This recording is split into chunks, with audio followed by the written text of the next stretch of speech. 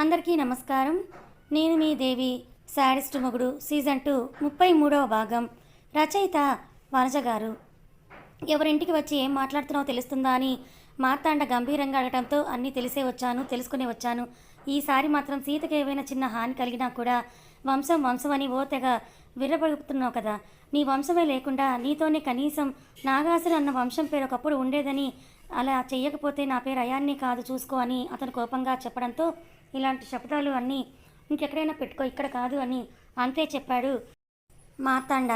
బాగా తెలపండిట్టున్నావు కదా, ఇలాంటి వాటిల్లో ఇంకా నిన్ను అడిగితే నువ్వేం చెప్తావులే, బయటికి కదలని పండు ముసలడివి కదా, నీ మనవరాలు చేసి ఉంటుంది, దాంతోనే తేల్చుకుంటానని చెప్తూ ఈసారి తన కార్ని జ్వాల ఆఫీస్ వైపు తిప్పేశాడు అయాన్. సెక్యూరిటీ అతన్ని ఆపాలని చూస్తున్నా కూడా వాళ్ళ 4 తన్ని ఆఫీస్లోకి ఎంటర్ అయ్యాడు అయాన్ బాబు.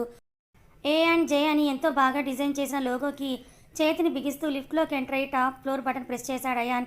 ఆ ఫ్లోర్కి రీచ్ అయ్యాక CEO ఛాంబర్ అని ఉన్న బోర్డుకి ఆ రూమ్లోకి వెళ్ళేసరికి జ్వాల క్లయింట్స్తో మీటింగ్లో ఉంది. కానీ అవేమీ పట్టించుకొని అయాన్ ఫాస్ట్గా ఆమె దగ్గరికి వెళ్ళి ప్రజెంట్ చేస్తున్న జ్వాలని లాగిపెట్టి ఒక చెంప పెట్టి పీకాడు.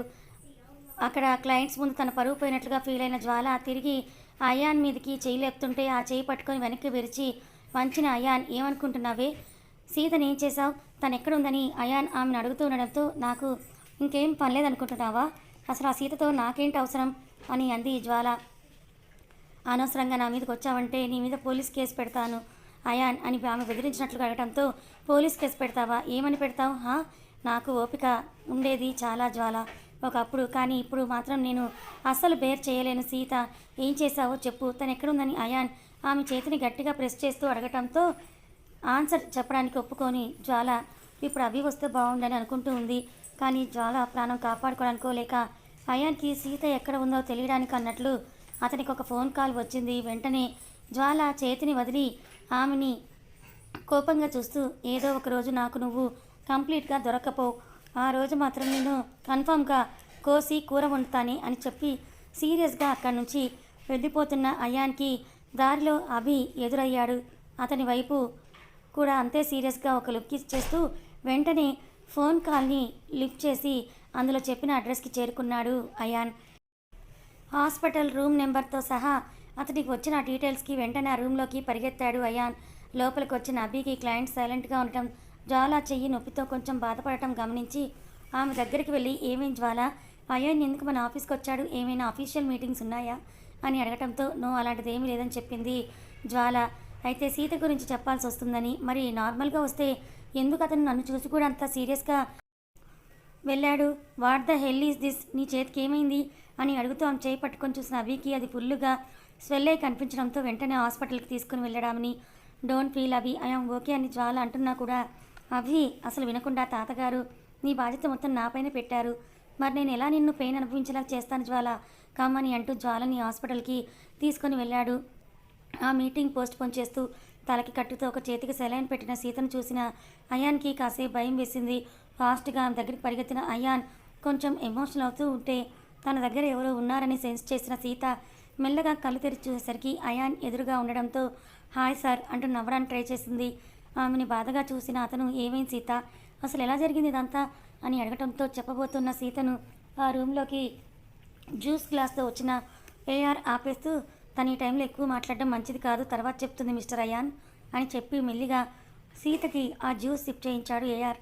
మీరన్నా చెప్పండి బాస్, అసలు ఏం జరిగిందని అయాన్ బ్రీఫ్గా అడిగితే, మ్యాటర్ చెప్పి అయాన్ ఎవరు చేయించారు, ఏమైనా ఐడియా ఉందా అని అడగటంతో అతని వంక సూటిగా చూస్తూ, తెలియదు, మేబీ ఆదిత్య మీలో ఉన్న గోల్డ్ కోసం దొంగలు అయ్యుండొచ్చు కదా అని చెప్పాడు ఏఆర్. కానీ వాళ్ళని చూస్తే అలా గోల్డ్ కోసం వచ్చిన వాళ్ళ దొంగల్లాగా లేరు, ఎవరో కావాలని కిడ్నాప్ చేయమని ప్లాన్ చేసి పంపించినట్లుగా ఉన్నారని సీత చెప్పడంతో, ఆ విషయం మాకు తెలుసన్నట్లు చూశాడు ఏఆర్. అయాన్లిద్దరూ తమరు అరిచింది మాట్లాడింది ఇక చాలు కానీ పడుకోండని ఏఆర్ సీతతో అంటే, నన్ను ఎప్పుడు డిశ్చార్జ్ చేస్తారంటే అడిగింది సీత. తెలియదు, ఏమైనా ప్రాబ్లం అని ఏఆర్ అడిగితే వాష్రూమ్ వెళ్ళాలని చెప్పింది సీత. పద అంటూ ఏఆర్ సీతని లేకపోతూ ఉంటే, మీరు తీసుకెళ్తారా, వద్దు మా అమ్మ వచ్చిందన్నారు కదా, తనని పిలవండి అని చెప్తే సరే అని చెప్పి అయాన్ ఇంకా ఏఆర్ పక్క రూమ్లోకి వెళ్ళేసరికి పిల్లలకు తెప్పించిన టిఫిన్ ఫీడ్ చేస్తూ ఉంది మేరీ. ఆద్య తింటున్నా కూడా అయాన్ మొండి చేయడంతో అతన్ని బుద్ధగించడం మేరీకి ఒక పెద్ద టాస్క్ అవుతుండేసరికి మీ కూతురు మిమ్మల్ని పిలుస్తోందని వెళ్ళమని చెప్పాడు ఏఆర్. కూతురు అన్న పదంని ప్రెస్ చేసి పలుకుతూ తడబడిన మేరీ పిల్లలకు వాటర్ తాగించేసి సీత రూమ్లోకి వెళ్తే డల్గా ఉన్న ఆదిత్య దగ్గరికి వెళ్ళిన ఏఆర్ ఏమైందానా అని అడగటంతో అమ్మ అంటూ బయటకు వేలుపెట్టి చూపించాడు ఆదిత్యబాబు. వాడి దగ్గరికి వెళ్ళిన ఏఆర్ అమ్మకేం కాలేదు నాన్న, చిన్న ఆయ అయిందంతే, త్వరగా మళ్ళీ మన దగ్గరికి వచ్చేస్తుందిలే అని చెబుతూ బుజ్జగించి ఆదిత్యకు కూడా తినిపిస్తున్న ఏఆర్ని చూసి సైడ్కి తిరిగి కళ్ళు తుడుచుకున్నాడు అయాన్ వాళ్ళని అలా చూసి. ఆద్య మాత్రం ఆదిత్య భుజం మీద తన చిన్ని చేయి వేసి అమ్మకి అయ్యింది ఆదిత్య, వచ్చింది, నువ్వు తిను అని ఆద్య చెప్పడంతో మెల్లిగా నోరు తెరిచాడు ఆదిత్య. ఏఆర్ వాడికి ఆద్యకి ఇద్దరికీ కూడా తినిపించేసరికి పిల్లలు అమ్మని చూస్తామని అడగటంతో ఇంకా తప్పక ఇప్పుడే కాదు నాన్న, కాసేపు తర్వాత తీసుకుని వెళ్తానని చెప్పి టిఫిన్ కోసం వెళ్ళినప్పుడు తెచ్చిన 2-3 టాయ్స్ వాళ్ళకి ఇచ్చాడు ఏఆర్.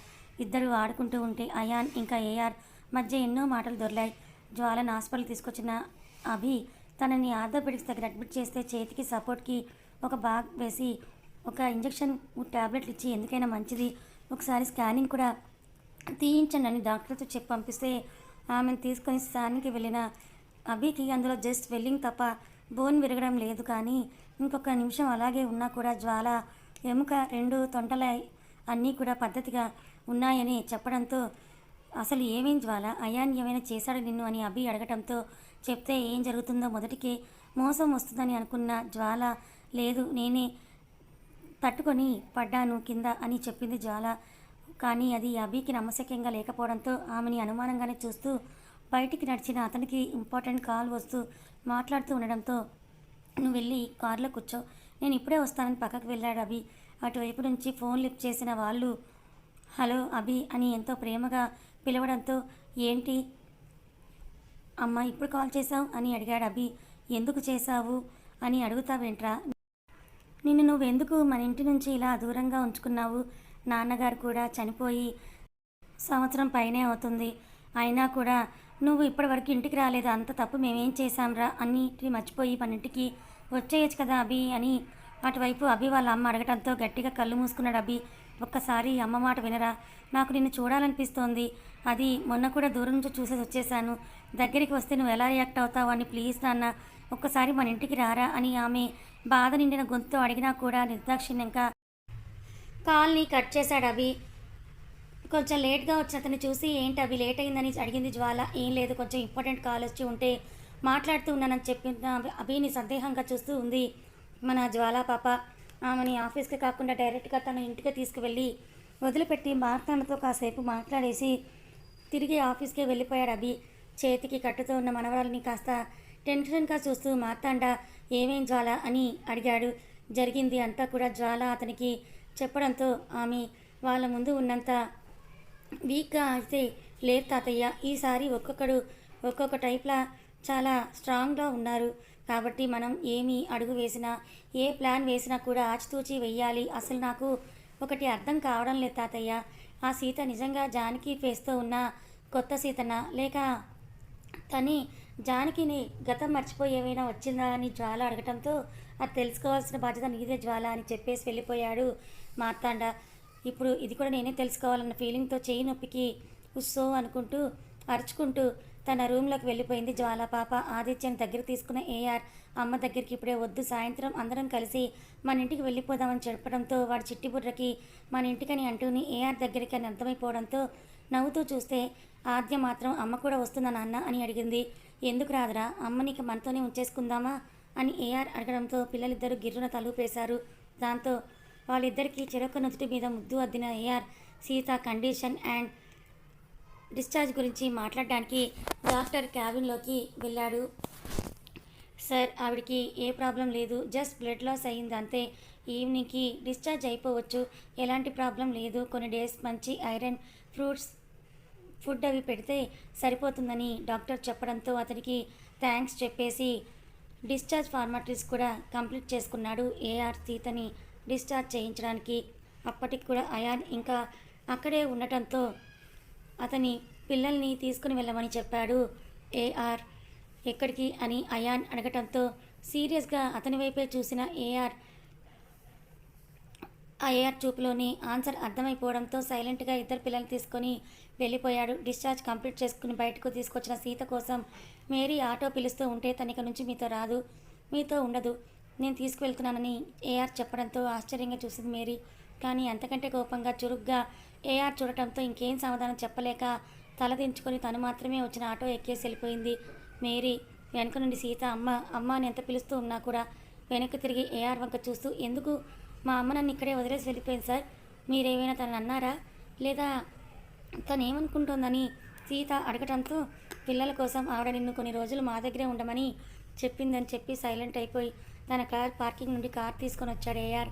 అలా ఎలాగ నన్ను వదిలి వెళ్ళడానికి ఒప్పుకుంది సార్, మీరే ఏదో అన్నట్లున్నారు తనని, నాకు అర్థమవుతుందని సీత ఏఆర్తో అంటూ ఉంటే నాకు ఇంకేం పని లేదనుకుంటున్నావా, నిన్ను మీ అమ్మని భయపెట్టడమే పని అనుకుంటున్నావా, నీ కోసం అందరినీ అనుకుంటూ తన్నుకుంటూ కూర్చోవడానికి ఆవిడే పిల్లల కోసం కొన్ని రోజులు ఇద్దరు పిల్లల దగ్గర ఉండమని చెప్పేసి వెళ్ళిపోయిందని చెప్పి ఏఆర్ సీతని కూర్చోమని చెప్పి కార్ స్టార్ట్ చేయడంతో అయినా కూడా డౌట్గానే చూస్తూ ఉన్న సీత వెంటనే మేరీ కాల్ చేసింది. అటువైపు నుంచి మేరీ ఫోన్ని లిఫ్ట్ చేశాక, అమ్మ ఎందుకు నువ్వు నన్ను ఇక్కడ వదిలేసి వెళ్ళిపోయావు, నీకేమైనా ఇబ్బందిగా ఉందా అని సీత అడుగుతుంటే, ఎవరెక్కడికి చేరాలో దేవుడు ఎప్పుడు నిర్ణయిస్తాడమ్మా, నువ్వు కనకపోయినా కూడా ఇద్దరు పిల్లల్ని అమ్మలా చూసుకుంటున్నావు, ఆ చిన్నదాని ముఖం చూసి తనకి నిన్ను దూరం చేయడం ఇష్టం లేక నాకు నేనే నీకు దూరం అయిపోతున్నా, అయినా కొన్ని రోజులు పిల్లలు ఇద్దరి దగ్గర ఉండు, తర్వాత మన ఇంటికి వచ్చాయని చెప్పి సీత ఇంకో మాట మాట్లాడడానికి ఛాన్స్ ఇవ్వకుండా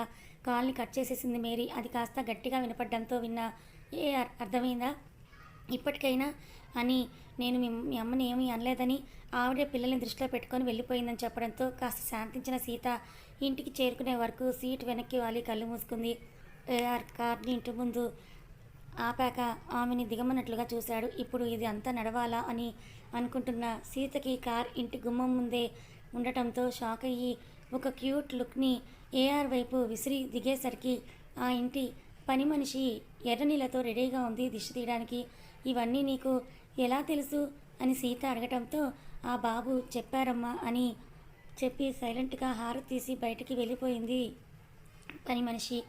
ఎవరు ఆ బాబు అని చూసిన సీతకి అక్కడ పిల్లలిద్దరికీ కూడా ఫ్రెష్గా చేయించి స్నానం చేయించిన తర్వాత బట్టలు వేసి వాళ్ళతో కలిసి ఆడుకుంటూ ఉన్న అయాన్ కనిపించాడు సీతకి. కథ కొనసాగుతుంది.